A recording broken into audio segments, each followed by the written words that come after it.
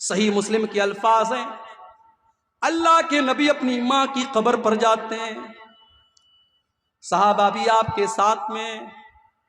माँ की कब्र पे जाने के बाद जब आप अपनी माँ की कब्र पे जाते हैं, 6 साल की उम्र में आपने माँ को खो दिया था।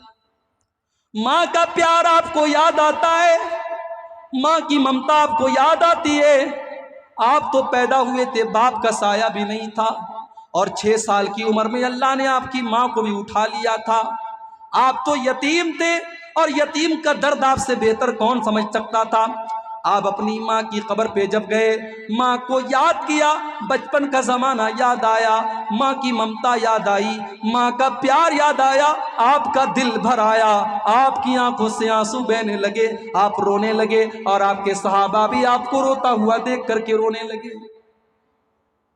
फिर आपने रोते रोते अपने सहाबा से फरमाया, ऐ मेरे सहाबा, मैंने अपने अल्लाह से इजाजत मांगी थी कि मैं अपनी माँ के लिए मगफरत की दुआ करना चाहता हूँ। अल्लाह ने मुझे अपनी माँ के लिए मगफरत की दुआ करने की इजाजत नहीं दी। सोच लो, अगर हमारी माँ मुसलमान है और हमारा बाप मुसलमान है, और हमारी माँ दुनिया से इस्लाम की हालत में जाती है, तो कम से कम हम जब दुआ के लिए हाथ उठाते हैं तो कम से कम हम ये दुआ तो कर सकते हैं, रब्बिरहमहुमा कमा रब्बयानी सगीरा, परवरदिगारा तू मेरे माँ बाप पर रहम फरमा जिस तरह बचपन में उन्होंने मुझे पाला है। बड़ी कुर्बानियां देते हैं मेरे भाइयों माँ बाप, बड़ी कुर्बानियां देते हैं, बड़ी तकलीफें उठाते हैं। उन तकलीफों को जब आप बाप बनेंगे, जब आप मां बनेंगी, तब आपको एहसास होगा। इसलिए मां बाप का दिल मत दुखाना, अपना नुकसान कर लो, अपना घाटा सह लो, मगर मां बाप का दिल मत दुखा।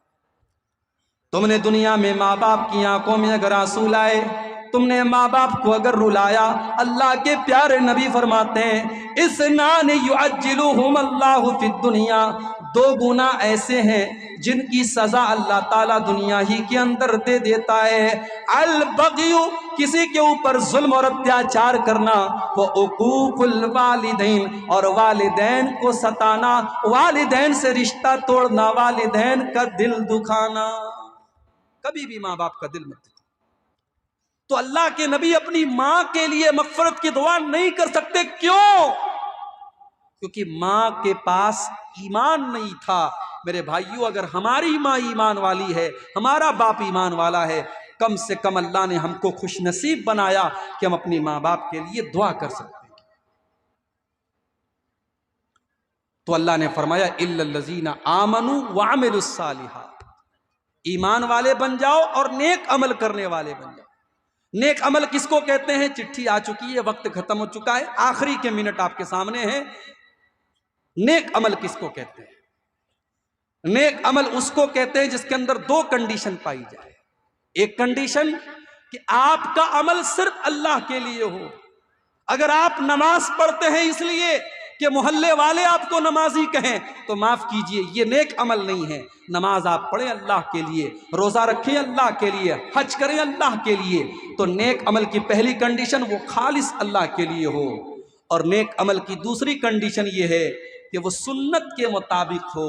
अगर सुन्नत के मुताबिक नहीं है तो देखने में जितना भी अच्छा लग रहा हो, वो नेक अमल नहीं है। तो ईमान वाले बन जाओ, नेक अमल करने वाले बन जाओ। वअमिलुस्सालिहाति वतवासौ बिलहक़्क़ि, और हक बात की एक दूसरे को तबलीग करो, दावत करो, नसीहत करो। अगर आप नमाजी हैं, आपका पड़ोसी नमाज नहीं पढ़ रहा है, किसी दिन पड़ोसी को चाय पिला दीजिए, मेरे भाई नमाज पढ़ा करो। कम से कम वो 1 मिनट के लिए सोचेगा कि इसने मुझे चाय पिलाई है, मेरा पड़ोसी है, मुझे नमाज के लिए कह रहा है, चलो मैं भी नमाज पढ़ लेता हूँ। और अगर आपके कहने से आपका पड़ोसी नमाज पढ़ने लगा तो उसको तो नमाज का सवाब मिलेगा ही मिलेगा। वो जितनी नमाजें पढ़ेगा उतना सवाब आपको भी मिलता चला जाएगा। वतवासौ बिलहक़्क़ि, हक बात की वसीयत करते चले जाओ। जिस तरीके से आप अच्छी बात दूसरों को बताएंगे उसका सवाब मिलेगा, और गंदी और गलत बात दूसरे को शेयर करेंगे।